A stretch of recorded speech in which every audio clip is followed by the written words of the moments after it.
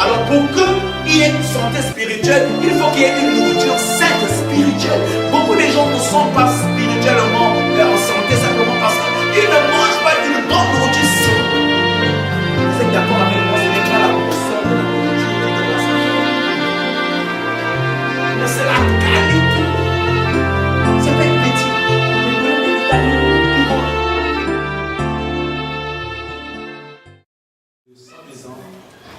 Pour venir en ce lieu, recevoir de Dieu ce qui lui est capital, nécessaire pour sa marche de chaque jour. Vous savez, à chaque fois que nous venons auprès de Dieu, c'est pour que nous soyons renouvelés. Venez avec la pensée d'être toujours heureux. Et quand vous êtes là, Dieu dit, Seigneur, renouvelle-moi, restaure-moi. Charge-moi. Je suis une batterie qui a besoin d'être rechargée par toi. Et tu es ma charge. Je suis la ressource. Tu es la source. Je suis venu afin d'être équipé. Car le chemin est lent et il y a beaucoup d'obstacles. Et avec toi, je suis capable de les traverser un à un et atteindre mon objectif. Et le thème qui nous réunit ce soir dans ce séminaire qui s'annonce en ce premier jour, nous l'avons intitulé Destiné pour réussir. Et à chaque fois que je parle de ce texte, il y a une grande horizon, une grande multitude, je voulais dire, des thèmes, des choses qui se présentent devant moi. Je vois des opportunités, des grandes opportunités que Dieu ouvre, que Dieu donne. Et j'entends une voix qui me dit, c'est possible, c'est possible. Crois seulement, Aristide, c'est possible. Les opportunités sont si nombreuses que si tu te saisis tu les saisis un à un, tu atteindras l'objectif. Avant de quitter cette terre, sûr et certain, tu diras, comme Jacob, appuyé sur son bâton, a déclaré au Pharaon, oh, mes temps, mes années de malheur sont nombreuses, mais peu sont mes jours de joie, mais cela n'est pas comparable à ces années de malheur, parce que un jour de joie dans la présence de Dieu vaut mieux 1000 malheurs. Est-ce que quelqu'un me saisit? Un seul jour de joie dans la présence de Dieu ne peut pas être égal à 1000 malheurs que vous traversez. Car la joie de l'Éternel fait votre force. Quand Dieu vous redonne la joie et place sa joie en vous, Jésus a dit, je vous donne ma paix et je vous laisse ma paix. La paix que Jésus a laissée n'est pas comparable à la paix que la nourriture, l'or, l'argent, un homme, une femme ou quoi que ce soit sur cette terre ne peut lui donner. Ça n'a rien à voir avec cette paix éphémère que le monde lui donne. C'est une paix qui ne peut pas être comparée aux choses du monde. Il faut être dans l'esprit pour jouir de cette paix. C'est la paix que l'esprit recherche.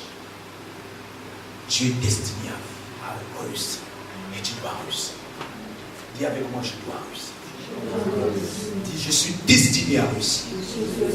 Et je dois réussir. Bien aimé, il n'y a aucun endroit sur cette terre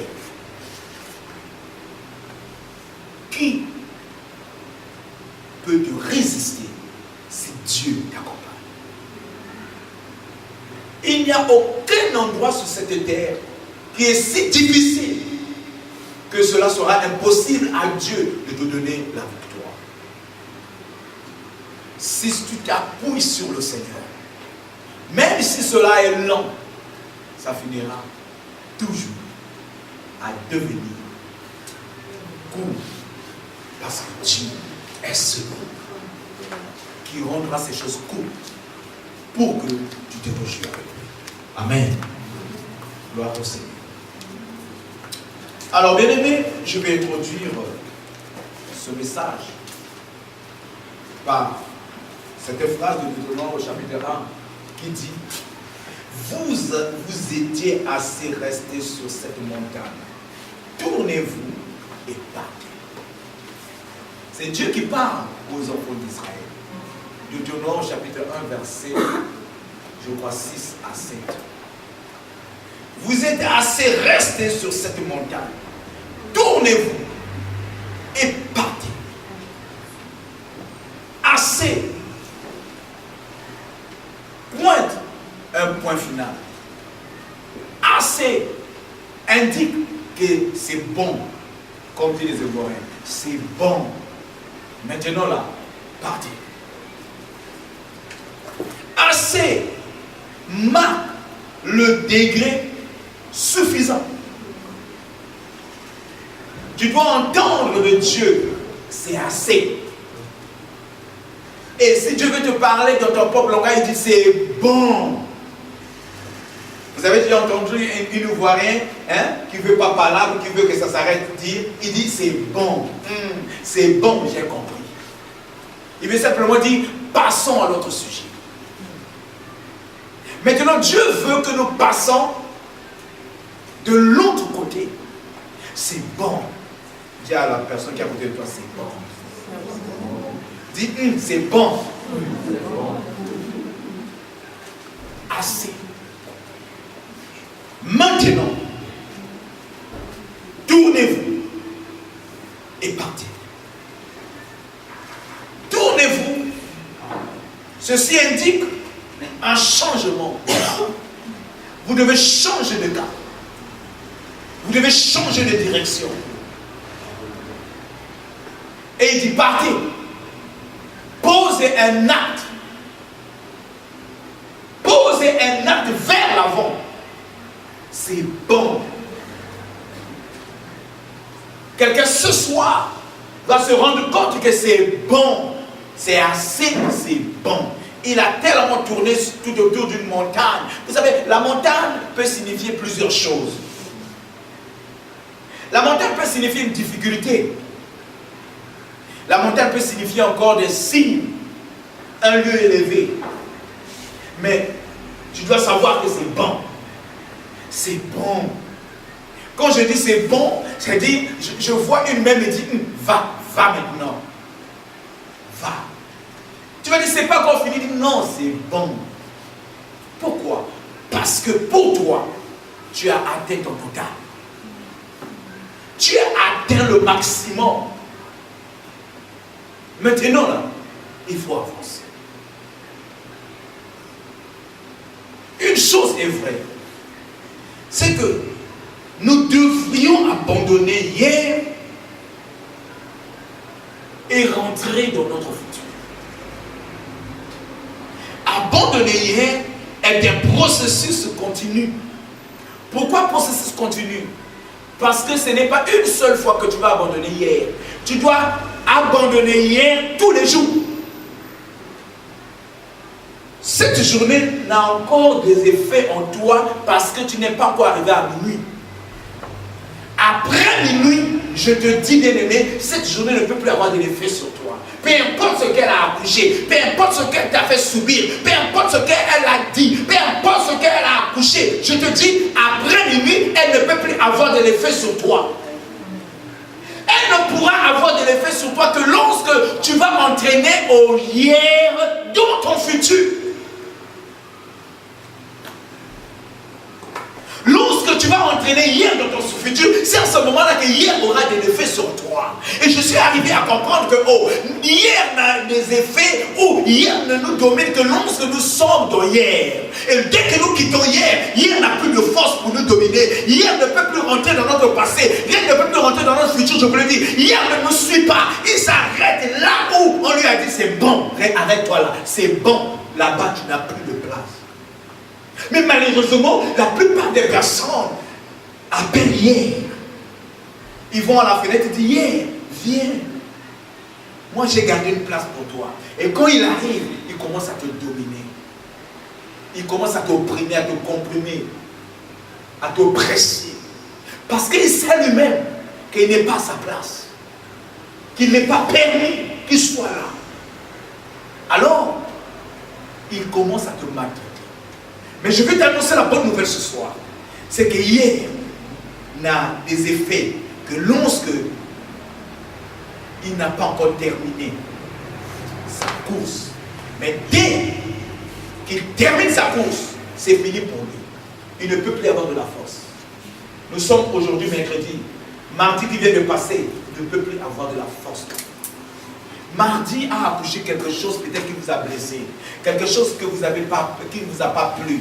Oh, une personne peut-être qui a parlé de mal sur vous. Oh, peut-être vous avez même perdu quelque chose au mardi. Mais je vous dis bien aimé, dès que vous êtes dans le mercredi, mardi n'a plus d'effet. Mardi n'a plus de force. Mardi ne peut plus rien faire. Peu importe ce qu'il a fait, il ne peut plus rien faire. Au contraire, il est en train de disparaître. Il est en voie de disparition.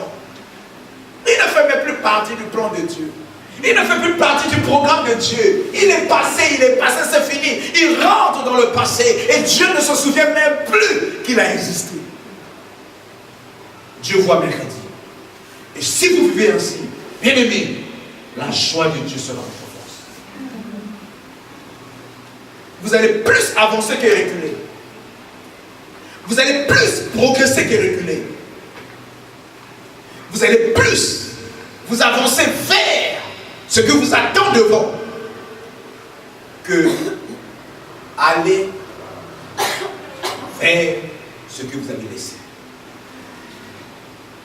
Quand vous vous projetez, je vous l'ai dit, dans demain, vous laissez derrière vous aujourd'hui. Donc il peut arriver que dans votre esprit, mercredi n'ait plus d'effet en vous. Parce que vous allez vous projeter dans jeudi. Quand vous vous projetez dans jeudi, et que vous voyez le meilleur de jeudi, que vous voyez la grandeur de jeudi, que vous voyez le succès de jeudi, je vous dis bien aimé, peu importe ce que mercredi va faire, mercredi n'aura plus d'effet sur vous. Vous voyez, vous êtes au commande de votre vie, vous êtes au commande de chaque instant, vous êtes au commande de chaque minute, vous êtes au commande de chaque seconde, vous êtes au commande de chaque jour. C'est seulement vous mouviez dans la foi avec la pensée de Dieu. Est-ce que vous êtes avec moi? C'est pour cela, Paul dit renouvelez vos pensées. Ayez une nouvelle mentalité. Cette mentalité peut véritablement être renouvelée. Vous pouvez la renouveler. Lorsque vous mouvez avec la pensée de Dieu, lorsque vous êtes connecté à Dieu, l'Esprit de Dieu vous conduit, vous dirige, vous oriente et vous montre ce qu'il faut faire. Il faut ce que vous devez faire afin que rien ne vous garde captif. Vous savez bien aimé, vous pouvez être libéré de toute captivité de ce monde. Seulement il faut collaborer avec l'Esprit de Dieu. Quand vous vous projetez dans demain, aujourd'hui perd sa puissance. Aujourd'hui perd sa force. Aujourd'hui perd son énergie. Parce que elle ne peut plus vous garder captif. Aujourd'hui est obligé de vous laisser parce qu'il se rend compte que vous êtes déjà dans demain. Parce que vous avez vu la grandeur que demain vous réserve. Parce que vous avez vu le succès de demain. Parce que vous avez vu ce que demain accouche. Alors, l'espoir grandit. La foi se développe. Et la grâce se repose sur vous. À chaque pas en avant, il doit y avoir un abandon du passé. Même aujourd'hui, midi ne doit plus avoir de l'effet sur vous. Si je vous ai fait du mal à midi, et nous sommes là à 18h, et que vous pensez encore au mal que je vous ai à midi, vous reculez. Et vous laissez midi avoir de l'effet sur vous. Vous devez passer le midi, laisser le midi derrière et marcher dans 18h vers 19h. Et vous allez voir que les choses qu'on vous fait n'auront pas à avoir de l'effet en vous ou encore à commettre des dégâts à l'intérieur de vous. Vous aurez toujours de la force. À chaque fois que vous avancez, il y aura toujours de la force pour vous nécessaire pour affronter toute situation. Est-ce que quelqu'un m'entend ce 18h? Alléluia. Je t'enseigne quelque chose. Nous ne faisons que commencer. Donc je disais qu'à chaque pas en avant, il doit y avoir un abandon du passé. Vous savez, la plupart du temps, je me suis rendu compte qu'on est captif de notre vie. On est captif de ce qui se passe ou ce qui s'est passé. 80% des gens vivent dans le passé. Et quand vous entendez leur langage, ce n'est qu'un langage du passé. Leur langage n'est constitué que de ce qui s'est passé hier, de ce qui s'est passé avant-hier, de ce qui s'est passé il y a un mois, de ce qui s'est passé l'année passée. Et vous voyez, une personne comme ça ne peut pas grandir. Il va te dire, tu sais, hier nous avons mangé du poulet. Oh, mais le poulet d'avant-hier était plus mieux. Oh, mais tu sais, le poulet de l'année de décembre 2013, oh, c'était meilleur. Ah, tu sais, la cette sœur, c'est quelle année là? Ça, c'est quelle conversation? Et vous croyez, vous pensez avoir du succès, et vous voulez aller en avant, et vous voulez réussir. Vous ne pouvez pas réussir lorsque vous vivez dans le passé. Et beaucoup de gens vivent que dans le passé. Tu vas les entendre dire, parler, mais ce n'est que les récits des événements passés. Et toute leur vie, c'est ainsi. Et du coup, à la fin, ils n'ont absolument rien. Ils tournent en rond. Et ça, c'était le problème des enfants d'Israël. Ils ont quitté l'Égypte, physiquement, mais ils n'ont pas quitté spirituellement l'Égypte. Physiquement, ils sont sortis de l'Égypte, mais ils sont restés mentalement dans l'Égypte. Ils sont restés socialement en Égypte. Combien de personnes sont encore dans leur Égypte aujourd'hui même? Avec l'homme, avec la femme, avec le fiancé, avec la fiancée, avec le travail, avec la maison, avec les objets ou les choses qui sont avec eux maintenant. Mais ils vivent avec ça dans leur prison. Tu sais, oh, le sac que j'avais l'année passée était plus meilleur. Tu n'en as plus, bien aimé.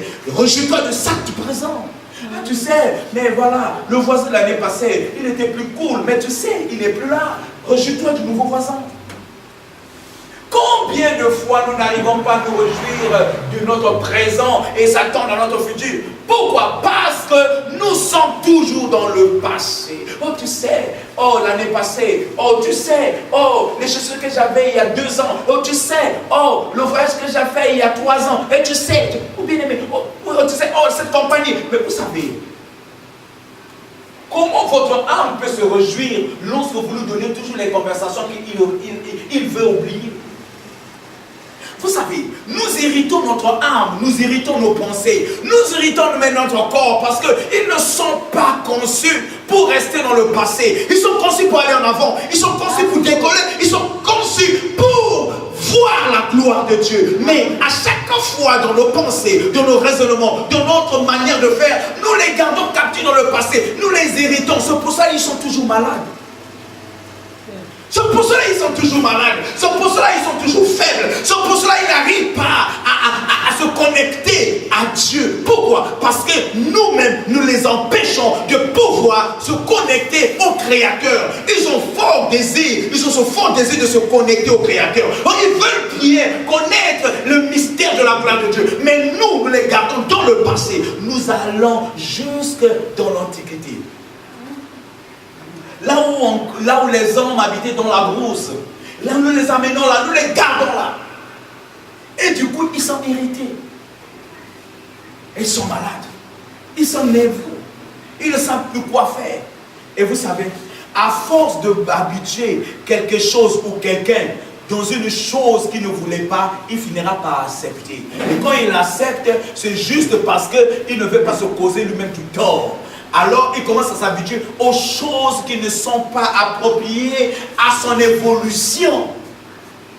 Ton âme évolue au fur et à mesure qu'il est en contact avec ton esprit et avec ton esprit. Et ton esprit grandit au fur et à mesure qu'il est en contact avec le Saint-Esprit. Mais comment pourrait-il se développer s'il n'y a rien qui lui apporte un développement? Comment pouvez-vous vivre dans les années 80 pendant que nous sommes en 2014? Et vous allez à s'attendre à ce que votre âme vous réjouisse, à s'attendre à ce que votre esprit vous révèle, s'attendre à ce que votre corps soit content. Ce n'est pas possible. Il y a 10 ans, il avait une force. Aujourd'hui, il y a 20 ans, il n'a plus cette force. Mais comment voulez-vous lui demander de faire des choses qu'il a dépassées il y a 10 ans? Et s'attendre à ce qu'il vous garde longtemps sur la terre, c'est pas possible. Au fait, vous lui faites faire une chose contraire à ce qu'il a reçu comme ordre de Dieu lorsque il a accepté de vous abriter. Est-ce que quelqu'un m'entend ce soir? Lorsqu'il a accepté à vous abriter, il a reçu l'ordre de Dieu de vous abriter pendant 80 ans, pendant 70 ans. Mais à force de lui faire vivre le contraire de ce qu'il attend de vous, il vous lâche au temps que Dieu n'a pas fixé. Et il n'a pas tort. Parce qu'il n'arrive pas comme il doit naviguer. Au lieu d'avancer, vous amenez Macharin. Même une voiture qui ne fait que Macharin finira par tomber en panne. Combien de personnes vivent ainsi et s'attendent à ce que Dieu fasse quelque chose dans leur vie? Dieu ne fera rien aussi longtemps que tu ne quittes pas cette montagne. Peu importe la beauté de la montagne. Vous savez, les montagnes ont différentes formes. Je disais tout à l'heure, les montagnes ont différentes explications. Et les montagnes peuvent aussi avoir différentes couleurs. Je ne sais pas la couleur de ta montagne. Si c'est une montagne agréable ou une montagne de malheur, mais tout ne va pas de ce que cette montagne représente pour toi. Tu dois décider. La Bible dit, à tes résolutions répondra ton succès. Si tu ne prends pas la décision de quitter cette montagne pour aller en avant, peu importe ce qu'elle t'a donné, vous savez, il y a un moment où ce que vous avez entre vos mains vous donne. Mais à un certain moment, ce qui vous donne n'est plus approprié au développement de votre corps. C'est comme un enfant. Vous lui donnez le biberon pendant un moment. Mais il arrivera qu'il aura 5 ans, il n'aura plus besoin du biberon, il aura besoin de la nourriture solide. Alors il doit quitter le biberon pour la nourriture solide. Mais combien de personnes sont au milieu de nous aujourd'hui et qui sont encore au biberon et ils ont 20 ans, ils ont 30 ans, ils ont 40 ans, ils sont encore au biberon. Pourquoi? Parce que le lait du biberon est doux pour eux. Et les grandes personnes qui mangent encore du céréales. N'est-ce pas? Oui. Parce que le goût du céréales leur ramène les derniers souvenirs quand ils étaient encore, ils avaient encore 5 ans, 6 ans. Mais vous savez que le céréal ne peut plus avoir de l'effet dans votre corps. Alors, mangez comme vous voulez, ça ne peut plus avoir de l'effet. Parce que ce qui est dans le céréal a dépassé, ce qui est le céréal ne peut plus agir dans votre vieux corps, qui a déjà des cellules si âgées et qui ont besoin d'autres choses importantes. C'est la même chose spirituellement. Il y a un moment où vous recevez des choses et à un certain moment ce n'est plus ça, c'est autre chose. C'est pour cela Paul a dit, attends, je vous ai donné une nourriture comment? La nourriture des enfants, je vous ai donné du lait. Mais maintenant, je ne peux plus continuer à vous donner du lait parce que je vois que vous avez progressé, je vois que vous avez mûri, je vois que vous avez développé. Maintenant, il faut la nourriture solide. Sinon, vous allez mourir si je continue à vous donner du lait. Combien au milieu de nous veulent bien rester dans leur passé, mais je vous dis bien aimé, le passé est comme Dieu. Lorsque vous pensez au passé, lorsque vous gardez le passé en vous, au lieu que ça vous fasse du bien, ça vous fait du mal. Pourquoi? Parce que ça va faire des ouvertures que Satan va utiliser pour vous déstabiliser, car ça permettra à Satan de pouvoir vous garder captif longtemps et de mettre les pièges autour de vous. Ça vous rend amer. Au lieu de grandir dans l'amour, vous allez rétrécir. Au lieu de grandir dans le pardon, vous allez rétrécir. Au lieu de grandir dans la joie, vous allez rétrécir. Au lieu de grandir dans la paix, vous allez rétrécir. Au lieu de grandir dans la joie, vous allez rétrécir. Pourquoi? Parce que vous êtes captif de votre passé. Et ce que vous faites, c'est qu'à chaque fois que vous avez en face de vous une personne qui fait les mêmes choses et vous le rappelez, ou encore vous voulez vous déverser sur cette personne dans votre passé. Si c'est vos enfants, vous allez dire, vous savez, nous on n'a pas grandi comme ça, hein, et aujourd'hui, moi j'ai pas grandi comme ça, ah là là, allez, couchez-vous par terre, allez, faites ceci, aujourd'hui vous n'allez pas faire ça. Vous savez bien aimé, au lieu de nous donner la joie, vous donnez le malheur. Au lieu que ces enfants-là grandissent dans la joie, il grandira dans le malheur, il grandira dans la frustration. Pourquoi? Parce que vous n'êtes pas séparé de votre passé. Vous l'avez entraîné dans votre futur. Et ça commence à empoisonner votre futur. En fait, vous n'avez pas de futur. Vous avez toujours un passé. Le futur chez vous, ça n'existe pas. C'est pour cela que vous voyez des enfants aujourd'hui qui ont une mentalité d'oiseau. C'est-à-dire, ils ne voient point loin. Tu les entends dire, par exemple, tu sais, moi, on ne m'a jamais dit qu'on m'aime. Moi, on m'a jamais dit que je suis jolie. Pourquoi? Parce que sa mère ou son père n'avait jamais entendu ça. Au lieu de profiter aux enfants qui sont présents et de leur dire cela pour faire entrer le futur en eux, il a continué à répéter les mêmes choses que s'est passé dans sa vie. Et ce qui fait que ces enfants, quand vous leur dites je t'aime, ils trouvent que c'est un injure. Tu dis à quelqu'un pareil, je t'aime, il dit c'est un injure. Parce qu'on ne m'a jamais dit, mon père m'a jamais dit je t'aime, ma mère m'a jamais dit je t'aime. Les seuls mots que j'ai entendus, quitte la foule qu'on va te cacher là-bas, imbécile, idiot, tu ne réussiras jamais. Hein? Tu n'auras pas de mari, toi là, qui va t'aimer même? Et quand tu viens lui dire je t'aime, il va dire ah, ça c'est grave, tu m'injures. Parce que ma propre mère m'a dit qu'on ne va jamais m'épouser. Ou encore, personne ne s'intéressera à moi. Si toi tu m'intéresses à moi, c'est que tu m'injures. Pourquoi? Parce que si vous rentrez très bien dans l'arrière-plan de cette dame ou de ce monsieur, vous allez trouver des blessures qu'il n'a jamais laissé Dieu cicatriser. Le passé fait plus du mal que tu peux le penser. Ça vous détruit, ça vous déstabilise. Ça vous désorganise. Ça vous dépièce. Sans que vous vous rendez compte. Vous êtes déjà en pièces. Bien qu'on vous voit en total. Combien de personnes qui ont été abusées dans leur enfance, mais qui n'ont pas laissé Dieu cicatriser cette blessure après qu'ils ont reçu Jésus comme Seigneur et Sauveur. Mais ils ont amené ça jusqu'à leur mari, dans leur mariage. Et ils ont commencé à transmettre ça, cette colère, cette haine. Ils ne vont peut-être pas vous dire, mais ils ont une rage des hommes. Ils ont une rage des femmes. C'est pour ça que vous devez faire très attention à tout ce qui vous arrive. Vous savez, aujourd'hui, je ne sais pas ce qui vous est arrivé. Mais je suis sûr et certain, nous sommes déjà à 19h. Ce qui s'est passé à midi doit disparaître. Ça ne doit plus être en vous. Je ne vous dis pas que vous allez oublier plus jamais, penser à ça, non. Mais il ne faut pas permettre à cela d'avoir de l'effet dans votre vie. Vous devez dire, je ne veux plus que tu aies de l'effet et tu n'auras pas de l'effet. Là où tu t'es arrêté, c'est la position que Dieu t'a donnée. C'est pour cela, dans Deutéronome chapitre 1, verset 6 à 7, quand Dieu a vu le peuple d'Israël tourner tout autour de la montagne, il s'est rendu compte que ce peuple-là n'avait jamais quitté l'Égypte. Parce que tout le long du chemin, le peuple n'a parlé que de l'Égypte comme si c'était un bon endroit agréable et parfait pour eux. Lorsqu'il y avait un petit souci, ils ne se référaient qu'en Égypte. Combien de personnes, lorsqu'ils ont un petit souci avec leurs frères, lorsqu'ils ont un petit souci avec leur père, leur mère, ils se réfèrent à quelque chose qu'ils ont déjà laissé passer.